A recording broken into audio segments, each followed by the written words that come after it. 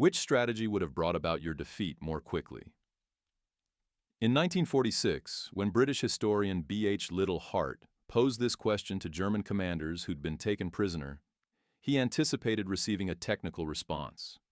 Perhaps something discussing logistics, air superiority, or industrial production capabilities. What he got instead felt more like an accusation. Field Marshal Gerd von Rundstedt, who had served as Germany's highest-ranking commander on the Western Front, met his gaze and began describing what amounted to a strategic windfall the Allies had handed to Germany during September 1944. This windfall came at an enormous price: tens of thousands of American soldiers dead, and a war prolonged by half a year. What Liddell Hart came to understand was that he wasn't simply listening to criticism of military tactics. Instead, he was learning that the guns could have fallen silent 6 months sooner than they actually did. Suddenly, every grave that had been dug between September and the following May felt less like an inevitability and more like the result of a deliberate decision. The German High Command understood by that autumn that their defeat was certain. Their military forces had been shattered to pieces. Nothing stood between the Allies and Berlin. The path lay wide open before them. They simply waited for that final, decisive strike to land. However, due to political maneuvering and compromise within the Allied High Command structure, that decisive strike never materialized. By late August 1944, what was happening to the German army in France went far beyond a simple retreat. The entire force was falling apart at the seams. The Falaise pocket had turned into an unmitigated disaster for the Wehrmacht. Tens of thousands of German soldiers found themselves captured. Tens of thousands more lay dead on the battlefield. The loss of equipment was total and absolute. Tanks, artillery pieces, and transport vehicles were scattered and abandoned along the roads, stretching for miles in every direction. When Field Marshal Walter Model arrived to assume command of the Western Front, he came as Hitler's go-to problem solver, the man dispatched to salvage every seemingly hopeless situation. But what Model discovered when he took stock of the situation made him physically ill. His forces consisted of nothing more than scattered remnants of units, soldiers who had no weapons to fight with, and officers who had no men left to command. The defensive line everyone talked about existed nowhere except on paper and in reports. Model's entire fighting force could barely muster around 100 tanks that were actually operational. The remainder were either mechanically broken down or sitting useless without any fuel to run them. Meanwhile, the Allies had assembled 12 full-armored divisions, ready and positioned to launch an attack. The Ruhr region, Germany's industrial heartland and the very forge where their weapons were manufactured, sat there virtually undefended and exposed. Model possessed absolutely nothing capable of halting a concentrated, focused thrust by Allied forces. Throughout 3 critical weeks in September 1944, Germany found itself completely defenseless. Allied intelligence services were fully aware of this situation. Patton's Third Army knew it with certainty. The soldiers who were racing across France at breakneck speed could actually feel it in their bones. German resistance was crumbling and collapsing faster than the Allies could even advance to take advantage of it. The GIs serving in Third Army weren't simply moving forward anymore. They were practically flying across the countryside. For the first time since the D-Day landings, they could genuinely sense that the end of the war was within reach. Some soldiers became convinced they'd be back home celebrating Thanksgiving with their families. What they didn't realize was that the brakes were already being applied to their advance, decided at a desk located hundreds of miles away from the front lines. When Patton reached the Moselle River, which represented the last major water obstacle before reaching the Siegfried Line, his tank columns were positioned just 100 miles from the German border. The route to the Rhine lay completely open before him. More importantly, the path beyond the Rhine was equally unobstructed. His intelligence officer, Oskar Koch, kept submitting assessment after assessment, all reaching the same conclusion. The German army was finished, completely broken as a fighting force. One concentrated push at this moment would end the entire war. Meanwhile, Model was desperately trying to scrape together whatever resources he could possibly find.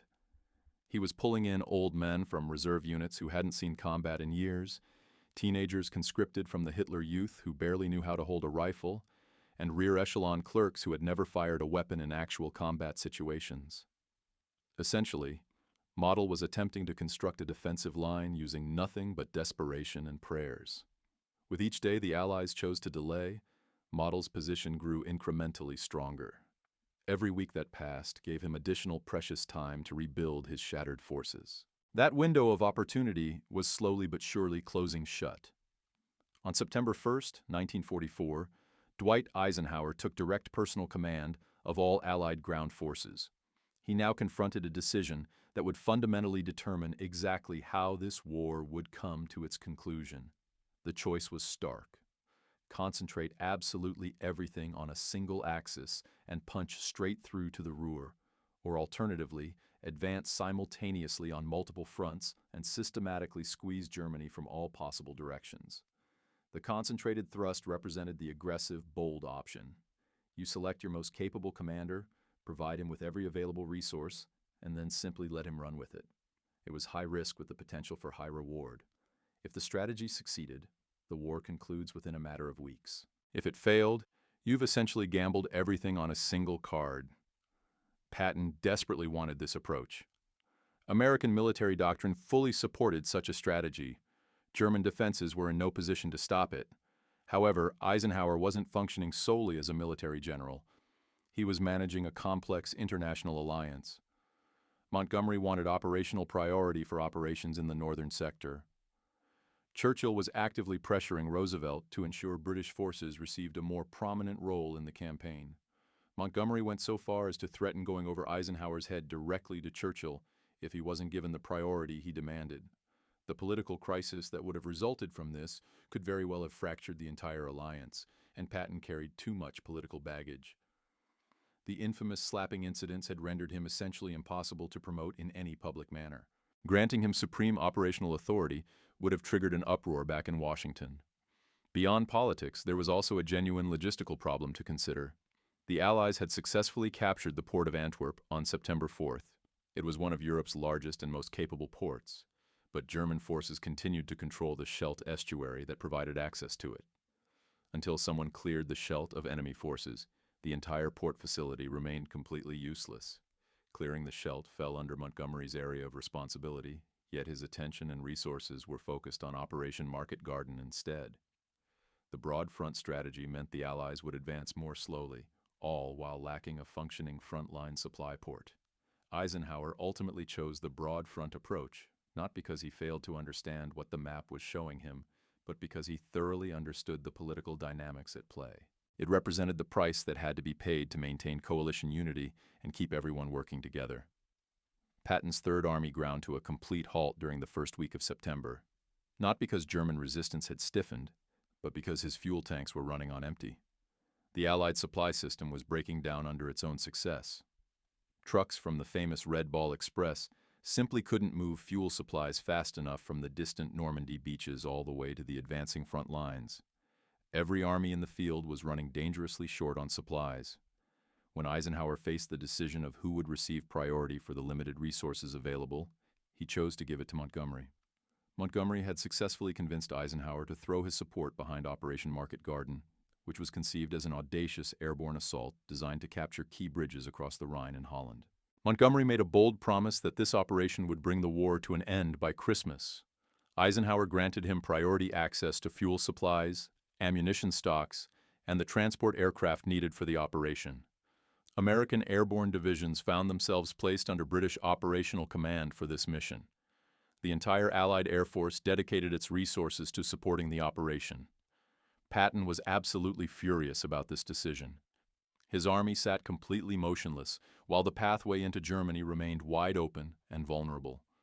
He told his staff officers that they were handing the Germans exactly what they desperately needed most: time. Operation Market Garden launched on September 17, 1944. It stood as the largest airborne operation in the entire history of warfare, and it failed in catastrophic fashion. The British 1st Airborne Division found itself completely surrounded at Arnhem. German forces that supposedly weren't going to be in the area cut them to absolute pieces. Out of the 10,000 men who landed in the operation, barely 2,000 managed to escape back across the lines. The remainder were either killed in action or captured by German forces. Total Allied casualties from the operation exceeded 17,000 men. The war would definitely not be ending by Christmas as promised. As the surviving remnants of the 1st Airborne limped back across the Rhine, the real tragedy extended far beyond just the men who were lost in the woods around Arnhem. It was also about the fuel that never made it into Patton's tanks, the precious momentum that had been recklessly gambled on a supposed shortcut that ultimately led to nothing but a dead end. Patton had predicted this exact outcome with precision. He had repeatedly warned that stopping his advance would provide the Germans with the time they needed to recover their strength. He had practically begged for access to the fuel supplies that were instead diverted to Market Garden. Nobody in command had been willing to listen to his warnings. All that precious momentum had completely evaporated into thin air. Walter Model could hardly believe the incredible luck that had fallen into his lap. During the first week of September, he had possessed absolutely nothing: a broken army, no reserve units, and no coherent defensive line whatsoever. He had sent reports to Hitler stating plainly that the situation was completely hopeless without receiving immediate reinforcement. Then something unexpected happened. The Allied advance began to slow down, and in some sectors it stopped entirely. The concentrated thrust he had feared and dreaded never materialized. Model threw himself into frantic work. He pulled whatever units he could find from quiet sectors of the front. He activated every single reserve formation that still existed anywhere in Germany. He conscripted factory workers off the production lines and handed them rifles. Day by day, the West Wall, what the Allies referred to as the Siegfried Line, gradually came back to life as a functioning defensive barrier. By the end of September, he had managed to establish an actual defensive line. By October, he had accumulated reserve forces. By November, he was already planning a counteroffensive operation. The Allies had given him 6 full weeks, 6 weeks to rebuild an entire army from what had been nothing but wreckage and scattered remnants. Those were 6 weeks that, by all military logic, should never have been allowed to exist. Model understood perfectly well exactly why he was still in the fight. The enemy had chosen to spread their forces across a broad front rather than concentrating everything for one devastating killing blow. From his perspective, it was nothing short of a strategic gift. The war continued grinding on throughout the brutal winter months. Germany finally surrendered in May 1945. Then the interrogations of captured German officers began in earnest. The individual testimonies that Liddell Hart collected were damning enough on their own, but when taken collectively, the consensus that emerged was absolutely devastating. When he cross-referenced all his interviews with different commanders, a single sentence emerged from the analysis, one that Allied politicians undoubtedly wished he had never put into writing. All the German generals to whom I talked were of the opinion that the Allied Supreme Command had missed a great opportunity of ending the war in the autumn of 1944. Rundstedt was direct and blunt in his assessment. He told Liddell Hart in precise terms exactly what the Allies should have done to defeat Germany faster. The best course would have been to concentrate a really strong striking force with which to break through past Aachen to the Ruhr area. Both strategically and politically, Berlin represented the ultimate target. Germany's strength is in the north, he explained. He who holds northern Germany holds Germany. Rundstedt paused for a moment, then delivered his final conclusion. Such a breakthrough, coupled with air domination, would have torn to pieces the weak German front and forced Germany's collapse. This wasn't some excuse or attempt to justify their losing the war. This was professional military analysis coming from the very man who had commanded Germany's entire defense of the Western Front. He was methodically explaining exactly how the Allies could have destroyed his forces much more quickly than they did. And crucially, he was also explaining precisely why they had failed to do so. Rundstedt wasn't offering this opinion in isolation. Other commanders agreed. Blumentritt characterized it as nothing less than a gift to Germany.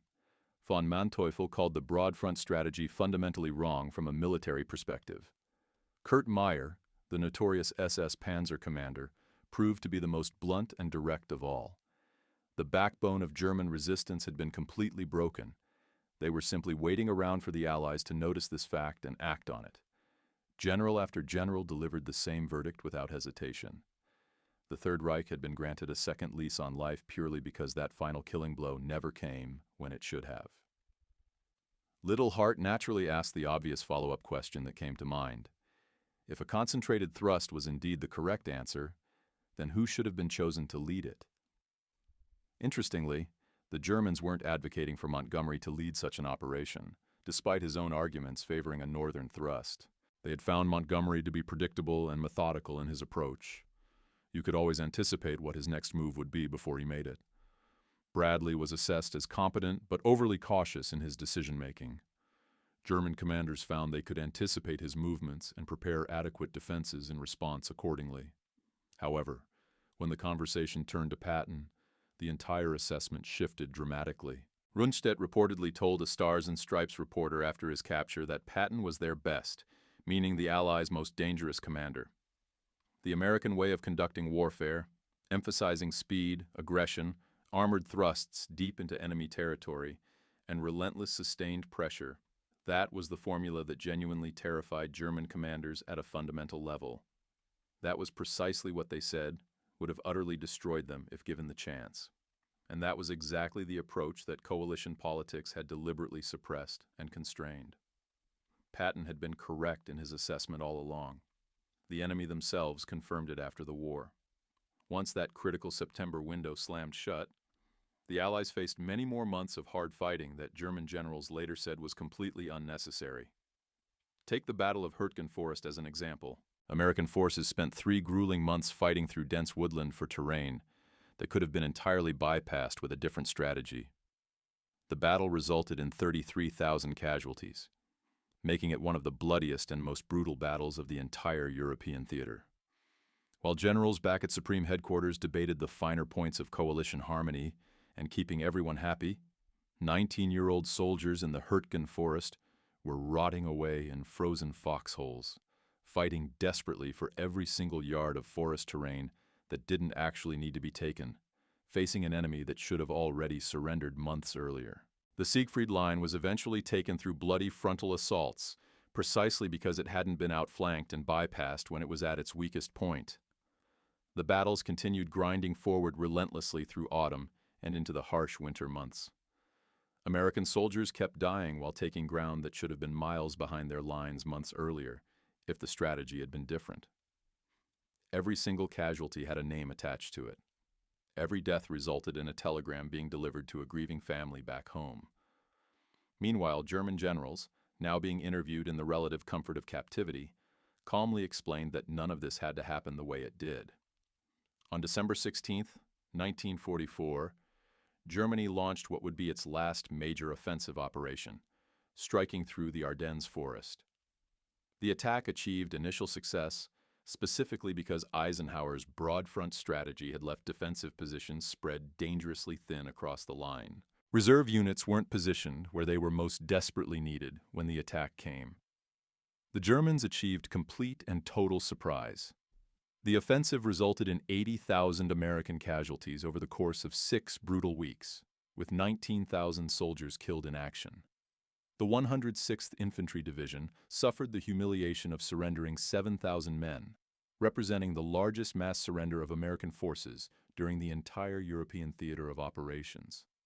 This was the very offensive that Model had spent the entire autumn preparing and planning for. This was precisely what those 6 weeks spanning September and October had purchased for Germany. Time to rebuild their forces, time to develop plans, and time to launch one final desperate attack. German generals didn't try to claim that the Battle of the Bulge would have succeeded regardless of circumstances. They openly acknowledged it was only made possible because the broad front strategy had given them sufficient time to prepare for it. A concentrated Allied thrust launched in September would have forced German surrender well before any counteroffensive could possibly have been organized or launched. Every diplomatic handshake designed to keep a general happy and maintain harmony translated directly into the front line, moving just a little bit slower. The casualty lists kept growing just a little bit longer with each delay. The Germans understood the intricacies of coalition politics far better than the Allies realized or acknowledged. One captured officer told his interrogators quite frankly that the Allies were effectively fighting 2 separate wars simultaneously, one war against Germany and another war against each other over resources and priorities. Germany only needed to survive that second internal war long enough to rebuild their capacity for fighting the first. Every single time Montgomery and Patton competed against each other for resources and priority, Germany won precious time. Every single time Eisenhower made a compromise decision to keep the coalition functioning happily together, German defensive lines grew correspondingly stronger. Rundstedt had recognized and understood this dynamic perfectly. He had carefully studied the Allied command structure in detail. He knew full well that Eisenhower's job was just as much about managing politics as it was about military strategy. He understood that concentration of force was politically impossible to achieve, even when it was glaringly obvious from a purely military standpoint. The broad front wasn't really a military strategy at all. It was a political necessity born of coalition requirements. And German generals understood that crucial distinction perfectly well. Historians continue to debate even today whether a concentrated thrust could realistically have ended the war during 1944. Supply lines were stretched to their breaking point, ports had sustained damage, and weren't fully operational. A single concentrated thrust might have outrun its own logistics and been cut off and destroyed in isolation, surrounded by enemy forces. However, these counter-arguments typically came from Allied planners who had professional and personal reasons to justify and defend the decisions they had made. The German commanders who actually would have faced those decisions on the battlefield held a distinctly different view. Model had possessed virtually nothing during September. The Ruhr lay wide open and exposed. The Siegfried Line was unmanned and couldn't mount a defense.